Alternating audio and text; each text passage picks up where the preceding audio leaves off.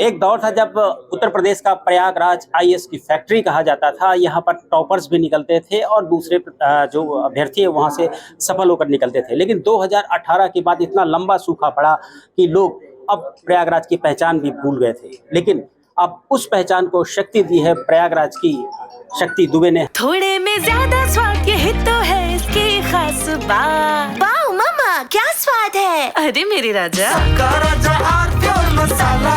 हमारे साथ शक्ति दुबे हैं जिन्होंने यूपीएससी में टॉप किया है।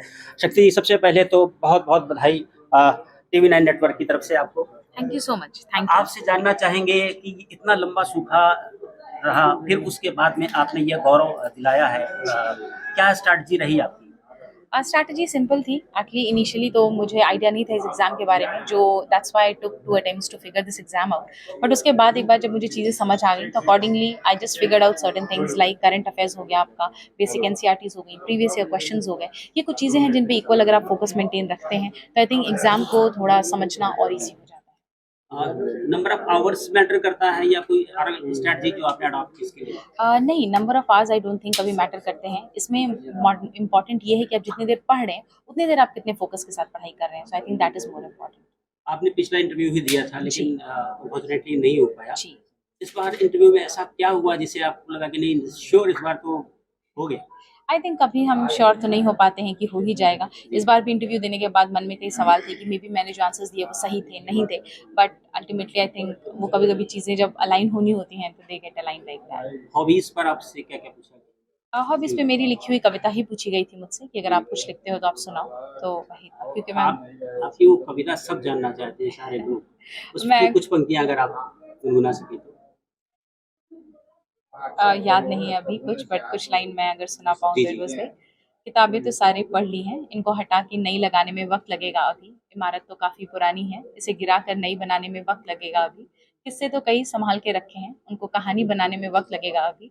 सब्र करो, सब होगा, बस थोड़ा वक्त लगेगा अभी। Thank you. शक्ति, घर में तो सबका सपोर्ट आपको मिला है, कहते हैं कि माँ बहुत नजदीक थी आपकी और बहुत सारे लोग सपोर्ट करते थे जी। आपका आइकॉन कौन है, मॉडल कौन है जिसे आप अडॉप्ट करती हैं आगे फ्यूचर के लिए? It's just my mom, always my mom. I have seen her struggle, I have seen her grow through all of this. मैंने उनको देखा है ऐसी सिचुएशन में जो शायद हम नहीं जानते कि किस तरीके से वो उससे बाहर आई हैं, बट वो हमेशा हमारा सपोर्ट बन के रही। So I think that is it. Mummy ही रही हैं एंड हमेशा मम्मी ही रहेंगी मेरी आइडल मेरे लिए। जी, घर में और सारे लोग हैं वो भी इसके लिए आगे तैयार करेंगे, उनके लिए भी चूंकि एक रास्ता बना है। आई थिंक हर फील्ड की अपनी diversity I think is required. अभी ऐसा कुछ नहीं है प्रेशर उनके ऊपर कि उन्हें भी अभी एग्जाम क्लियर ही करना है। They are good in their fields, they are performing really good and I am happy with that.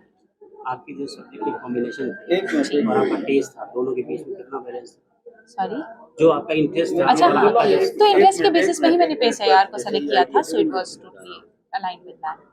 Social media से इंटरेक्ट करती थी आपने? सोशल मीडिया कभी ओकेजनली होता था, बहुत ज़्यादा नहीं, बट ऐसा भी नहीं था कि मैं बिल्कुल ही इनएक्टिव थी।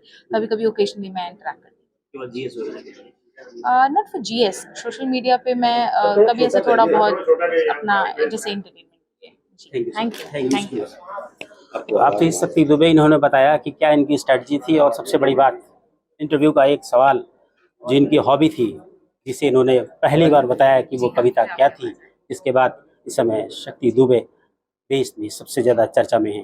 Dinesh Singh, TV9 news, Prayagraj. मेरे पास है प्योर पाव भाजी का मसाला, प्योर पाव भाजी मसाला, पाव भाजी को टेस्टी